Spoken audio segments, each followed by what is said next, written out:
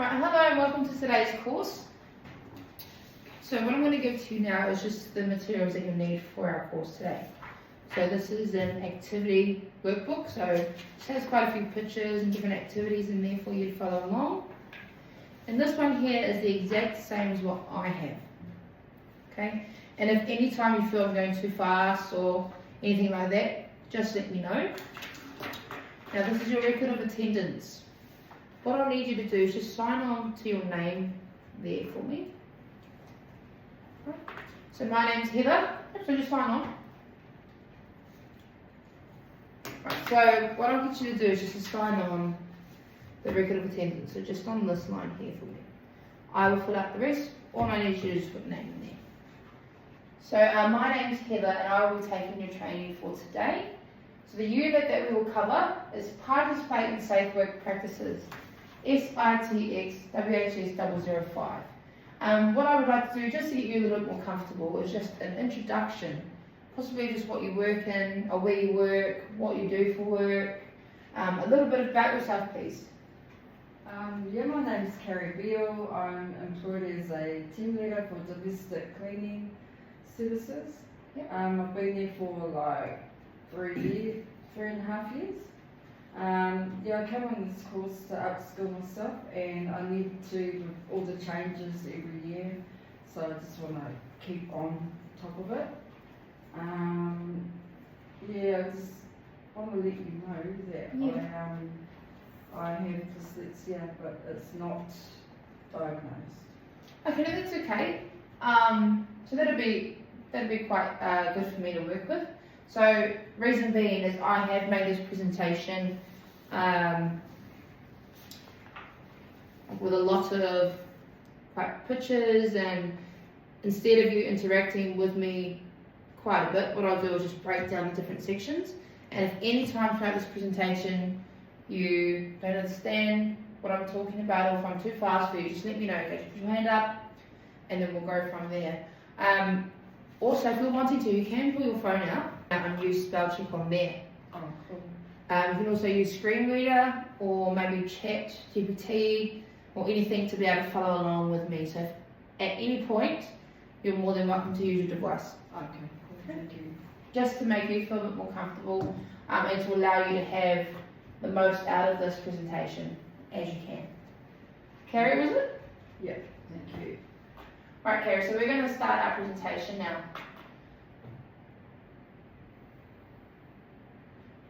So, our muster point, Carrie, is just out the gate to your right. The toilets, just go through this door here, down the hallway and to your right. Now again, I've said that you're able to use your phone, so at any time, feel free to do that. There is a smoking area just outside the gate. In terms of like breaks and things like that, you're more than welcome to go for a break if you'd like to during the presentation. If you ever need to go to the toilet, just go ahead, okay? Right, so, what I'll get you to do is just follow along with me on the presentation, so that at any point, if there's a section where you might need a little bit more of understanding, you're more than welcome to use your phone through it. Okay? So, in this section, in the whole session, we're going to cover safe work practices, how to apply those in all tasks. We're going to cover identifying potential risk and hazards, and how to implement control measures. We're also going to cover how to respond and report to emergencies.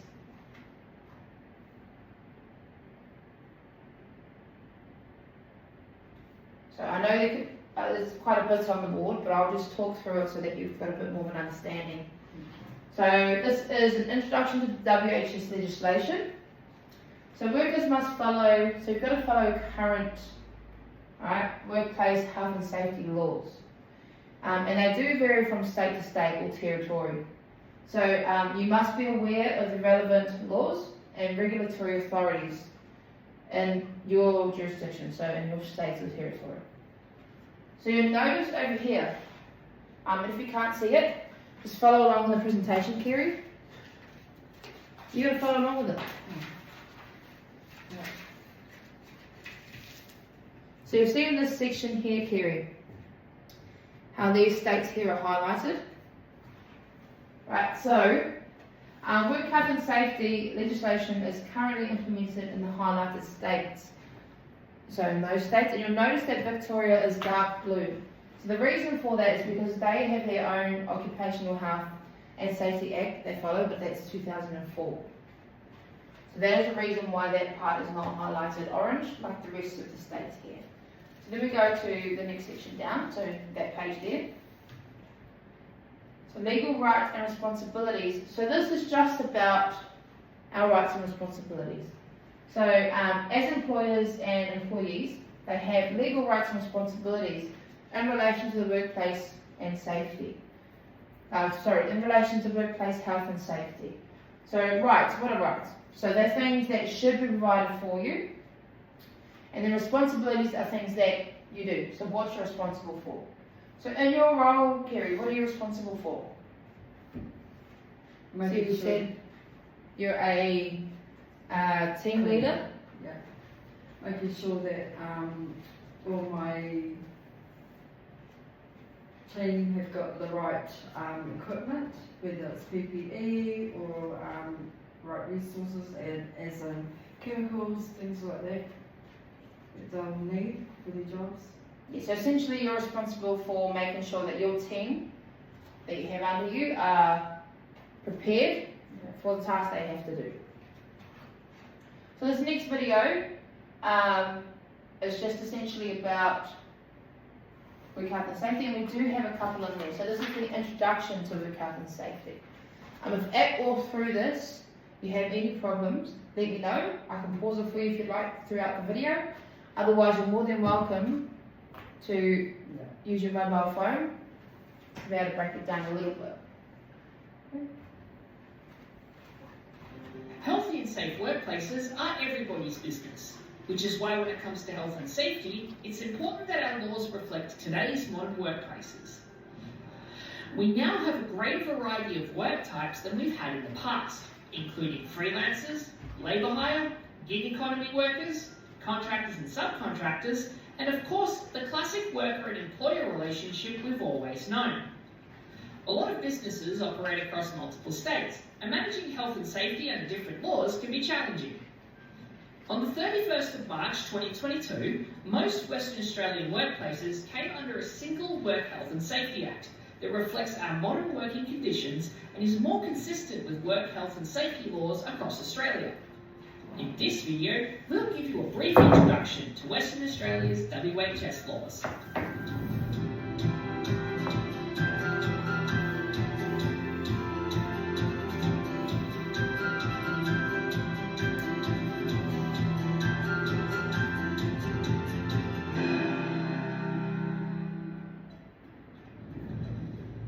The WHS Act provides a framework to keep people healthy and safe in all working environments.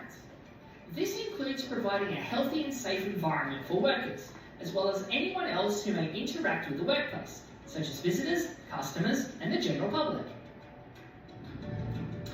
The primary duty of care for healthy and safe workplaces lies with the person conducting a business or undertaking, or PCBU for short. A PCBU is the individual or organisation that is conducting a business or undertaking.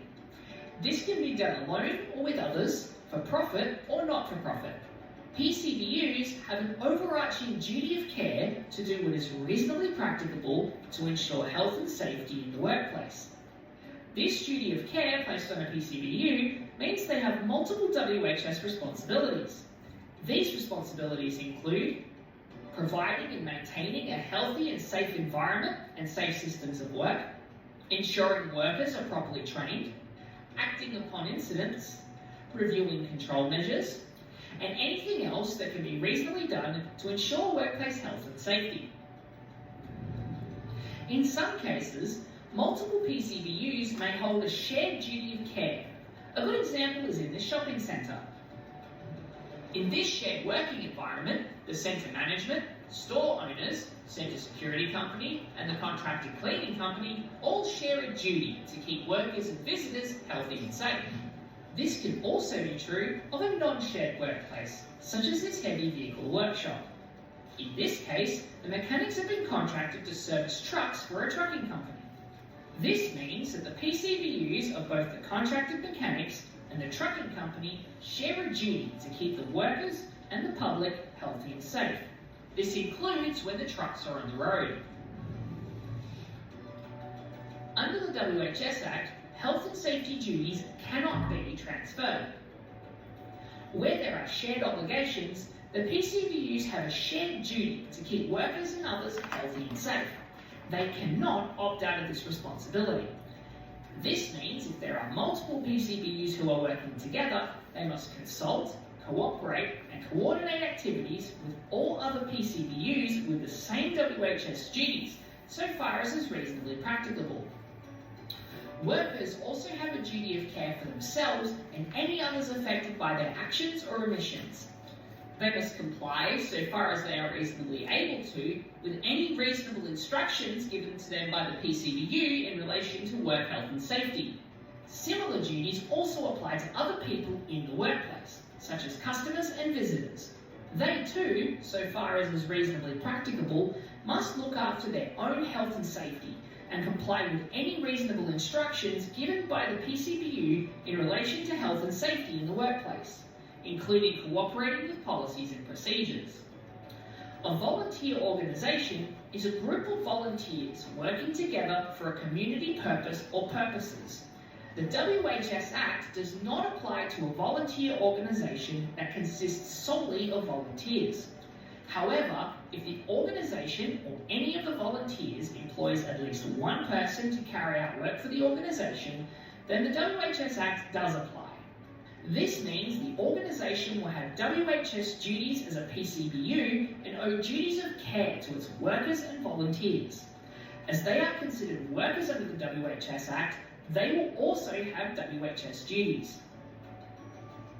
The WHS Act also covers officers, those holding roles in an organisation that allow them to greatly influence the management of the business or undertaking. Officers have a due diligence duty to ensure that the PCBU is compliant with its work health and safety obligations.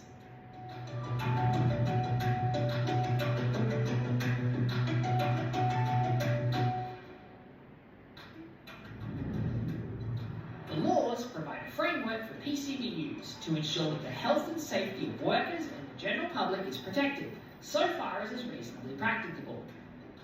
Under the WHS Act, it is a duty for all PCBUs to consult with those who are carrying out work for the business or undertaking who are likely to be directly affected by health and safety matters, so far as is reasonably practicable. Workers must be given reasonable opportunities to express their views and raise issues about workplace health and safety and have those views heard. Workers can also choose to have an elected health and safety representative represent their work group on health and safety matters. Workers can also cease or refuse to carry out a work task where they have a reasonable concern about a serious risk to their health and safety from a potential hazard. This extends to a reasonable concern about a serious risk to the health and safety of any other person. If they cease working for this reason, it is unlawful to discriminate against them. There are also provisions against discriminatory, coercive or misleading conduct to protect workers, prospective workers, those who perform health and safety related functions or activities, or those who raise workplace health and safety issues. In addition, the WHS Act defines health as both psychological and physical health. Therefore, PCBUs have a duty of care to ensure a healthy working environment for both physical and mental health. This means they need to consider and assess psychological health hazards and risk factors in the same ways they would physical health hazards and risk factors. How you going there?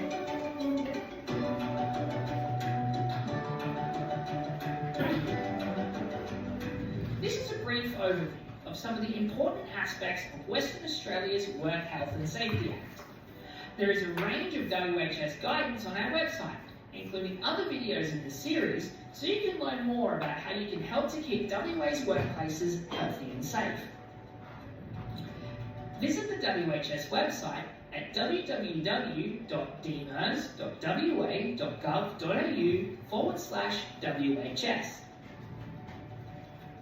Workplace health and safety is everybody's business, and we all have a role to play in keeping our workplaces healthy and safe. Alright, that was a cool little video, wasn't it? Yeah, that's good. So I'm going to break this down a little bit. Right, so employers' rights and responsibilities. So they have a responsibility to provide you with a safe work environment. Right, they have to provide you with safe systems of work. They have to provide you with supervision, training, information. Right, as well as employers can expect what workers have to do as well. So they have to expect you to follow safety instructions. They've got to expect you to have the right to hire or dismiss workers as per Fair Work laws. Now, health and safety legislation requires you to follow safety instructions, use provided PPE, avoid any misuse of safety equipment, and not put yourself or anyone else in danger or at risk, okay? So how do you apply that? So you've got to apply your safe work practices. So that includes identifying and controlling hazards, so handling hot and cold products safely, and following hygiene measures. So security management involves safeguarding cash, documents, equipment, keys, people, making sure your area is clean, and having the correct PPE, as well as evacuation procedures. I'm just going to break this down, what we might do. Right, so, essentially a hazard. A hazard is the potential to cause harm. So something that can hurt you. A risk is the likelihood of that hazard hurting you. Now controls are things that we can put in place to stop that from hurting you. Okay, that's essentially how it's broken down. Now, when you're in your workplace, you've got to follow and learn how to identify hazards and how to remove them. So in your workplace, your employer should have already identified most of the hazards. However, there are other hazards that could potentially still be there. And you have to know again how to identify them and how to implement controls.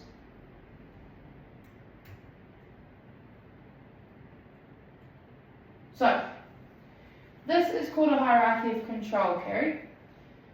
If you identify a hazard in the workplace, you've got to discuss with your team or your supervisor on how to eliminate or reduce the potential harm. So can you give me a possible hazard that you would face in your working environment? Hazard? Yeah. Like communication is a big thing, especially when it comes to keys for people's houses. That's a big thing. Let's talk more in sense of chemicals. Oh, okay, yeah. Right, can you please give me a hazard? Yeah, So say for instance you're using bleach, right? You're working cleaning. yeah. Say you use bleach on, not that you would, but say you use bleach on a bench, right, where people put food, people cut their food up, all of that kind of thing. What could be the risk of that? Burning. Because it's got a chemical on there that has not been cleaned, that shouldn't be used for that. But just say for instance that that's happened, the risk of that could potentially lead to injury, right, or someone, if they've consumed food from being in contact with a chemical. Right, so if you cannot eliminate that, well then substitute it. So obviously using cleaning sprays that are meant for countertops. Isolating it, so you probably won't have to isolate it, right? Just say for instance, you get that cleaned, that hazard will be gone. But just for this, I'll go through the hierarchy of control. So after you've isolated it, so cut it off from people going into that area, you then want to implement engineering controls to lower the risk. And then your administrative controls, paperwork, for instance, and PPE is your equipment required or used.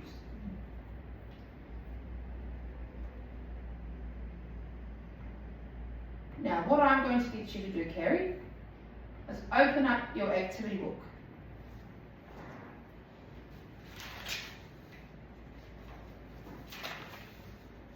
Let's open that one up.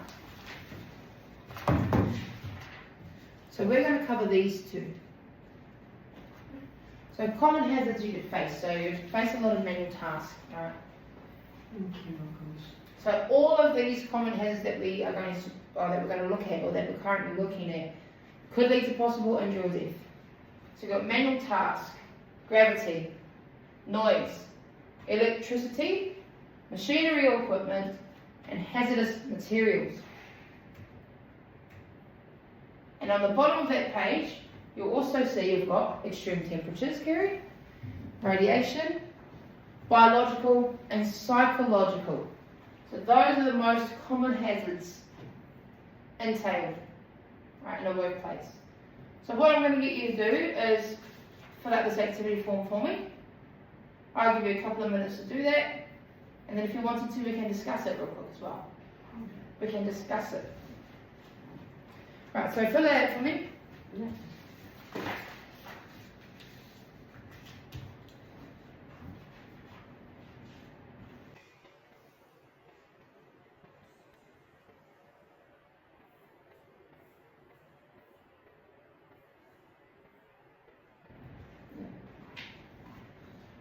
Awesome, Kerry. So can you just identify a few for me?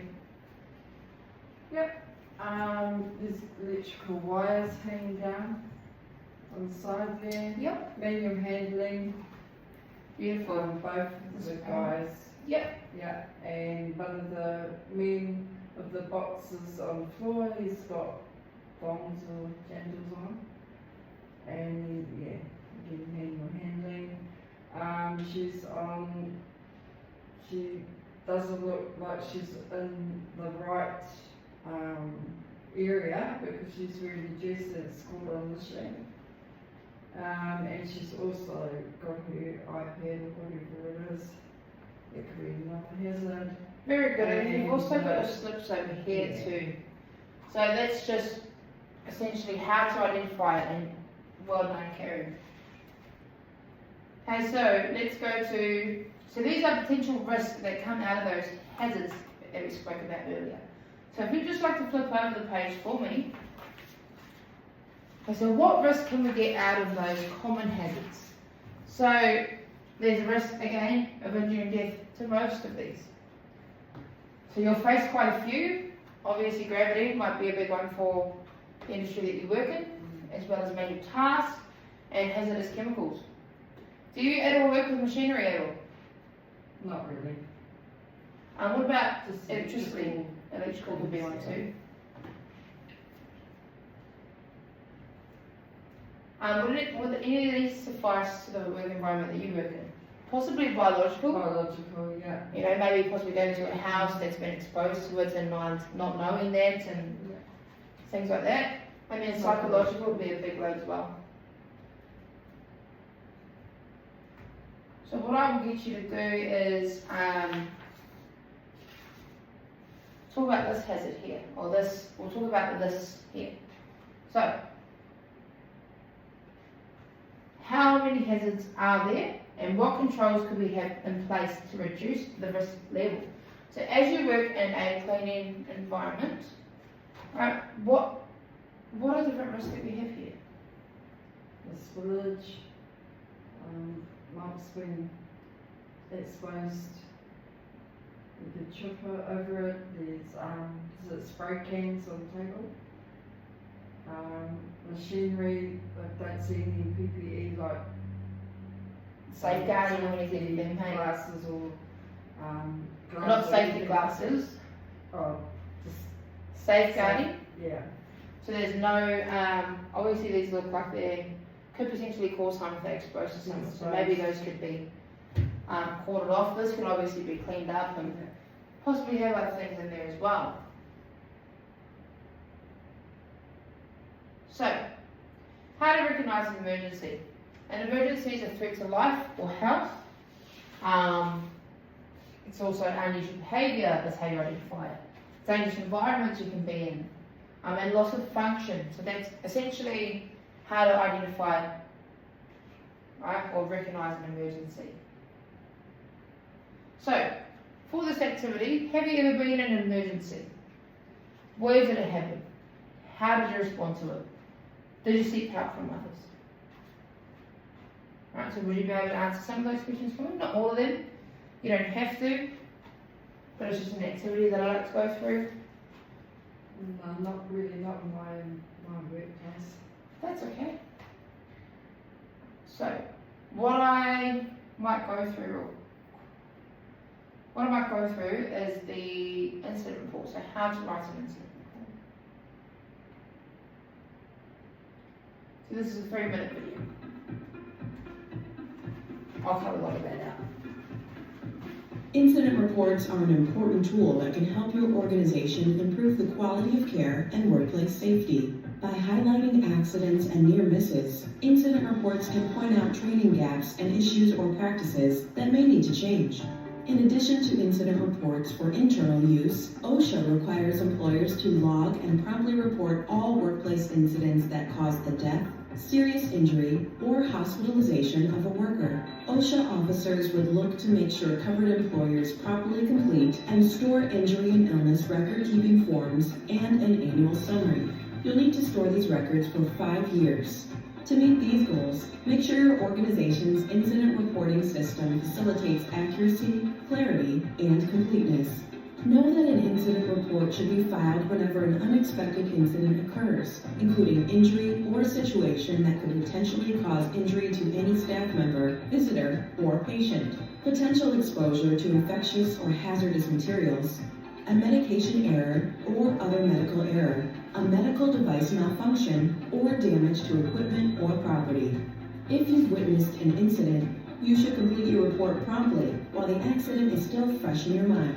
Write as clearly as possible, use correct grammar, spelling, and punctuation, and avoid confusing language. First, describe what happened and give the chronological sequence of events. Be as specific as you can. For example, if you are reporting a medication error, include the brand name and manufacturer, as well as the error that occurred, such as the wrong dosage, route, timing, or medication. Include the full names and identifying information for all individuals involved in the incident, as well as those who witnessed the incident. Be sure to clearly distinguish what you personally witnessed from what a patient or another person told you. If a patient is involved, consider including a direct quote from him or her. Describe the consequences of the injury or damage that occurred, if any. If someone was injured, what treatment did he or she require? If a staff member was injured, was the individual able to return to work? Finally, you should explain what actions were taken to respond to the incident, who was involved, and at what time these actions were taken. Be factual and objective throughout the incident report. Don't make assumptions or point fingers. However, in some organizations, you may be asked to include what you think contributed to the incident, and you may be asked to give recommendations for how similar incidents could be prevented. MedTrainer offers incident report training and a respected medical incident management system that is customizable, so employees will give all the information that's needed, but won't waste time answering questions that don't apply. You can use our software to design incident report forms, complete them electronically, and manage and analyze them. Everything under one roof.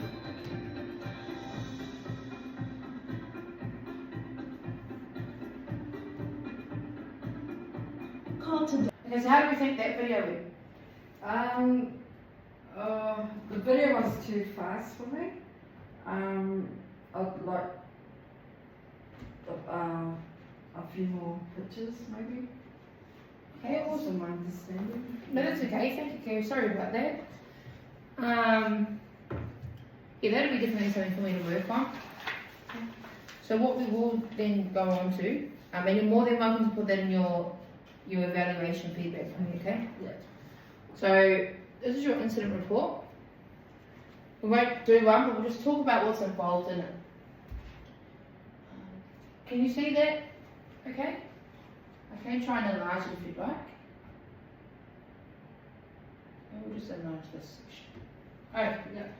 so in an incident report, have you ever had to fill one out before? No. Yes. Perfect. So it says here on what date. So pretty much the date, the place, so where, what, when, who, and how. That is how you write out or fill out an incident report. So on here, it's got incident report form for all the sections we just spoke about. And on the bottom, we've got different codes, so role codes. So supervisor, manager, so who you are pretty much, right? Role description as well. So these are the codes that you will use to import into here. On the other side, you have what part of the body was injured. Alright, what's the cause of the accident? How to treat the injury, and what factors, if any, contributed to the accident or the incident. Do you have any suggestions of reducing the likelihood of this incident recurring? So that's all the information entailed in a report.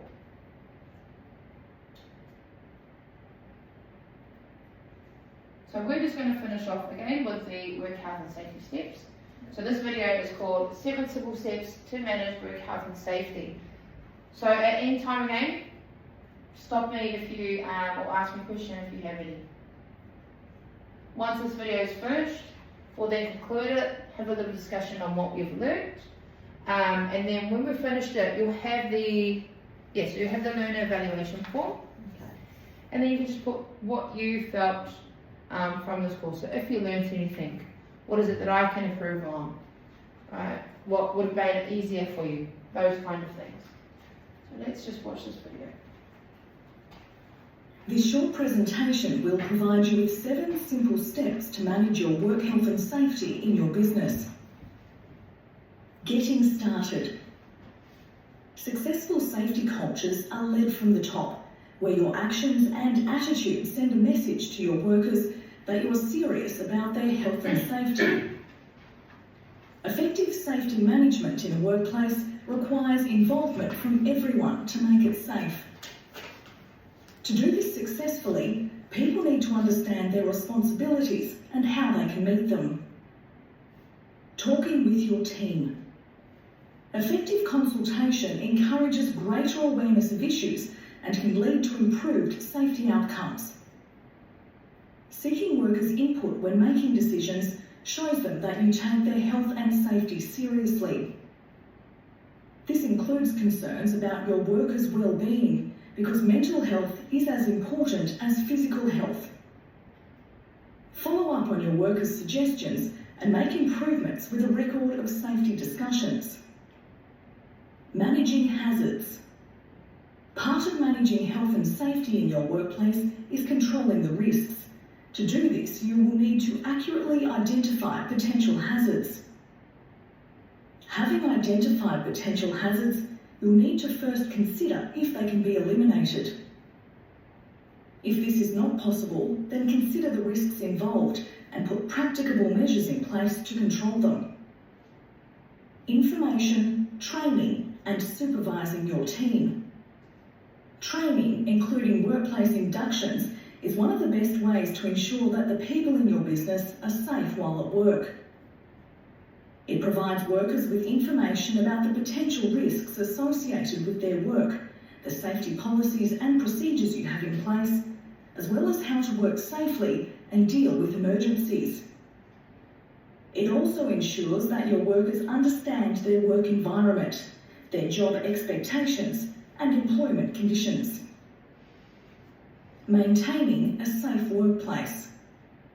It is everyone's responsibility to maintain a safe workplace.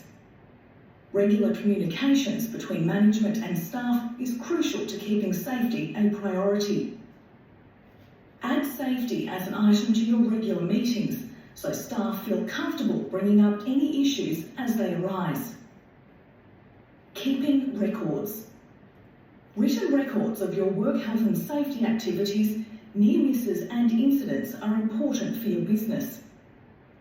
These records can help demonstrate what you have done to manage safety in your workplace. This can be important if an incident occurs requiring investigation. monitoring and reviewing to improve.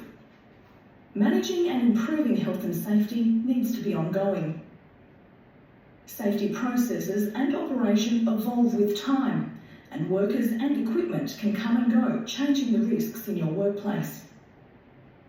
When you actively seek to identify hazards, inform, train and supervise your team, you can be confident that you are managing the risks and the people exposed to them. Guidance material and templates are available to complement these steps and provide you with more information. For assistance with work health and safety in your business, you can request a free visit from our Small Business Safety. Alright, so do you have any questions for me, Kerry? That about sums up our whole presentation for today. And I just want to say, before we go to the questions, thank you for your patience with me during the session. And also thank you for jumping in on the activities and the questions as well. So, hand it over to you. Do you have any questions or? No, thank you, but I might get you to help me with the evaluation form. Of course I can. Yeah. Awesome. Well, thank you so much for attending today, and I hope you did take some information from this. I will also give these to you to take home with you, just so you can have a reread if there was any information that you did miss. Okay? Thank you for attending my course today.